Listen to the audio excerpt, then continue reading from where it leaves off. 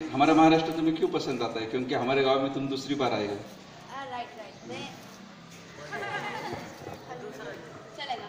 Hello, मैं आपके गांव में मुझे ऐसा क्या पसंद आता है, मैं यहाँ पे दूसरी बार आई हूँ। लास्ट टाइम आई थी तभी मुझे अच्छा रिस्पांस मिला था। देखो, राजस्थान मेरी मातृभूमि है। अपनी मातृभूमि से सभी को प्यार होता है।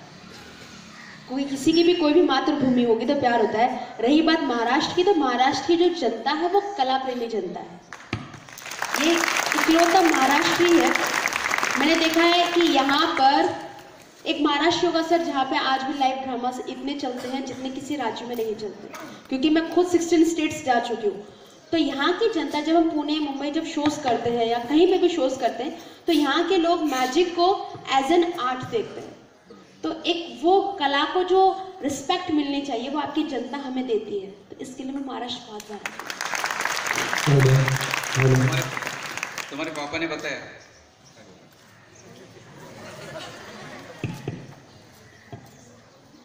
आपके पापा ने बताया कि तुम जब 5 साल की थी तब से तुमने जादू का शुरू किया। तो छोटे बच्चों को बाकी चीज़ों में बहुत मज़ा आती है, खेलना कूदना, या कुछ बच्चे गाना गाते हैं।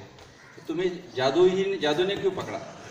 क्योंकि मैं बहुत छोटी थी, शायद 1.5-2 साल की थी। पापा का जॉब था मैनेजिंग इंजीनियर, जैसा मैंने कहा था, वो सर्विस में थे। उनका पार्ट टाइम मैजिक का शॉप हुआ करता था, जादू की दुकान थी जहाँ पर वो लोगों को मैजिक सिखाते भी थे। पहले दिखाते थे, छोटे जो लोग आते, कस्टमर आते और उनसे सीख कर जाते थे। तो उदयपुर का वो पहला मैजिक शॉप था जो मेरा मैजिक स्कूल हो गया था। तो वो बताते, जब मैं 2-2.5 साल की थी तब से उनके साथ में शॉप पे जाते थे और वहाँ बैठ के देखा करती कि पापा क्या बता रहे, कैसे बता रहे। खेलने के लिए मुझे कभी खिलौने गुड्डे गुड़िया नहीं मिली, मैं जादू से ही खेली हूँ बचपन से। तो कहते हैं ना, जब छोटा बच्चा जब होता है तो आप उसको जिस भी तरह से मोड़ोगे वो मुड़ जाता है, उसको जिस माहौल में ढालोगे वो ढल जाता है। तो मुझे माहौल ही जादू का मिला था। तो बस ऐसे मैं सारे दिन उसी से खेलती थी, वही प्रैक्टिस करती थी। और पापा बताते, और आप अगर नोटिस करते, जैसे अपन बच्चों को नोटिस करते तो वो बड़ों की नकल जल्दी करते हैं। जैसे हाथों हाथ उनकी डुप्लीकेट से आराम से कर लेते, तो मैं वही करती, पापा को देखती फिर मैं खुद चालू हो जाती। तो जब मैंने ऐसे उन्होंने खेल खेल में मुझे सिखा दिया। 4.25 साल की उम्र में सन 1997 में 23 दिसंबर 1997 हमारा स्कूल का गैदरिंग था। तो कोई डांस कर रहा था, कोई गा रहा था। पापा ने बोला चलो आज से कुछ यूनिक चीज करवाते, अपन से मैजिक परफॉर्म करवाते। तो कुछ 15 से 20 मिनट का मैंने अपना पहला शो किया था उस टाइम पे। तो लोगों ने तो डेफिनेटली बहुत तालियां बजाई थी। छोटी बच्ची अगर 4.5 साल की लड़की स्टेज पर बोल रही है और जादू दिखा रही है, वो अट्रैक्टिव लगता है। लेकिन नेक्स्ट डे हमारी गैदरिंग का जो कवरेज था वो पूरा मेरे नाम से आ गया हर न्यूज़पेपर में। वो जो चीज़ थी वो पापा के लिए टर्निंग पॉइंट हो गया कि अगर इतनी सी मेहनत में अगर आंचल का इतना नाम हो सकता है तो क्यों ना इसे हमें सपोर्ट करना चाहिए। तो धीरे धीरे फिर उन्होंने सपोर्ट किया, फिर जॉब छोड़ा, पापा ने छोड़ा, मम्मी ने छोड़ा, फुल टाइम मुझे ध्यान दिया। तो उसके बाद फिर पीछे मुड़ के नहीं देखा, सपोर्ट था, मैं आगे करती रही। लेकिन स्टेज डेयरिंग कैसा है? क्योंकि आपने अभी देखा कि हमारे बच्चे यदि क्वेश्चन पूछने की बात हुई तो थोड़े से डरते हैं। यदि मैं यहाँ खड़ा हूँ तो भी मुझे थोड़ी धड़धड़ होती है कि बच्चे देख रहे हैं। तो 4 साल की बच्ची जब स्टेज पे आती है तो तुम्हें डर नहीं लगा? सर, डर बड़ों में होता है, बच्चों में नहीं। अरे क्या बात है। डर होगा या कोई भी नेगेटिव फीलिंग है, गुस्सा है, ये चीजें जो है ना, द्वेष है, जलन है, ये सारी चीजें बड़ों में आ जाती है। जब छोटा बच्चा होता है ना, उसको समझ में नहीं आता डर क्या है। आप तो यहाँ छोटा बच्चा सांप को ऐसे पकड़ लेगा, और तो बड़े जो होंगे तो सांप वहां दिखेगा, वो भागेंगे इधर उल्टा। वो बड़ा होने के बाद हमें वो डर बिठा दिया जाता है। मैं 2.25 साल की उम्र से स्टेज पर आ रही हूँ। मेरी मम्मा पापा ने फैंसी ड्रेस कंपटीशन है, डांस है, जॉक्स है, कुछ भी होता हमेशा मुझे स्टेज पर चढ़ाया। मेरा सर रिकॉर्ड है अभी तक, मैंने सबसे ज़्यादा एक बार हमने शो किया था जब मैं शायद 5.5-6 साल की थी, 6 साल की थी। उदयपुर के पास में एक मेला लगता है, बेनेश्वर मेला। उस टाइम पे मेरे सामने एक टाइम पे 2.5 लाख लोग सामने बैठे थे। 2.5 लाख लोग 6 साल की उम्र में मैंने उनको फेस किया। तो कहाँ डरूंगी सर, तो 21 साल हो चुके हैं। लेकिन तुम जादूगर नहीं होती तो क्या होता? सर, मैंने कभी ये बात सोची नहीं, क्योंकि मैं जादूगर नहीं होती ऐसा ख्याल मेरे दिमाग में कभी आ ही नहीं सकता। नहीं, क्योंकि तुम्हें बेसिक टैलेंट इतना है कि तुम कौन से भी क्षेत्र में गई होती तो मैं कुछ तो होती। हाँ। सर हाँ, ये बात सच है, मैं कुछ ना कुछ होती।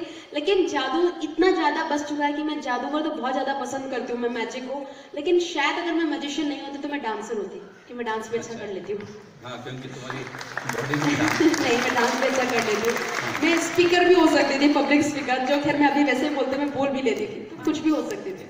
लेकिन तुम्हें ऐसा लगता नहीं क्या कि तुमने तुम्हारा बचपन खो दिया, ऐसा नहीं लगता? सर मैंने कुछ एक्स्ट्रा पाया है। नहीं, बचपन खो दिया है ऐसा मतलब कि ये जो बच्चे हैं, जो Definitely. बच्चे खेल सकते हैं, वो बच्चे कूद सकते हैं, वो स्पेशल नहीं है। Exactly, तो तुम्हें exactly. तुम जब छोटी थी तो तुम प्रोग्राम में जाती थी, वो ग्लैमर है ना तुमको। Exactly, तो, sir. तो you have lost your child. Sir देखिए, वैसे कहूँ तो पूरी तरह मैंने नहीं खोया है। कारण क्यों कि मेरे फादर मदर ने कभी ऐसा नहीं किया कि आप मजिशियन, आप एक सेलिब्रिटी हो तो आप आम जिंदगी नहीं जी सकते हो। इनफैक्ट लोग मुझे कहते हैं कि आप इतने बड़े सेलिब्रिटी हो, आप में थोड़ा एटीट्यूड वैसा होना चाहिए। मैं कभी रखती नहीं।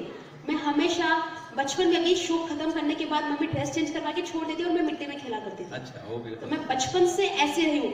आज भी ऐसा होता था, आज भी मुझे सड़क पे जाकर पानी पूरी खाने में बड़ा मजा आता है।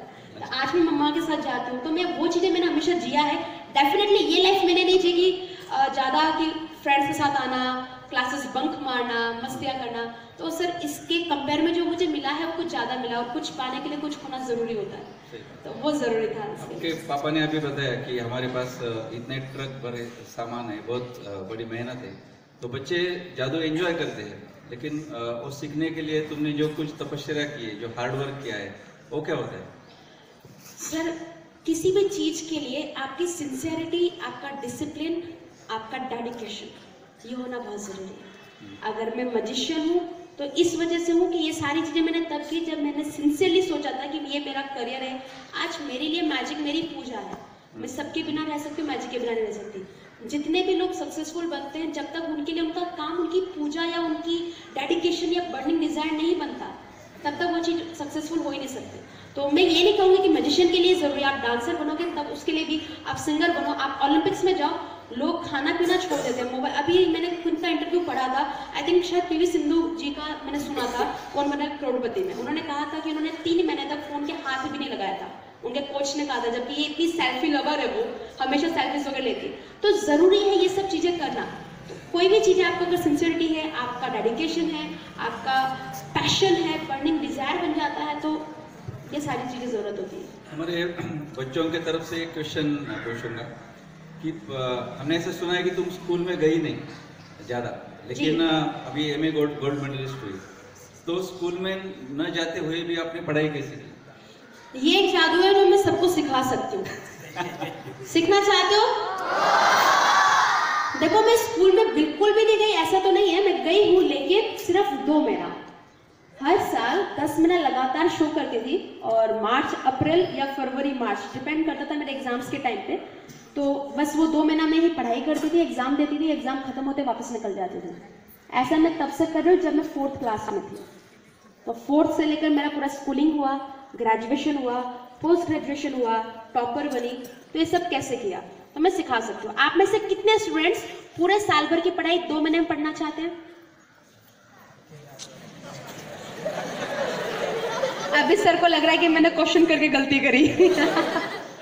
ऑल राइट, चलो ठीक है। सपोज करो अगर मैंने आपको ये बात सिखा दी और आप सभी लोग साल भर की पढ़ाई 2 महीने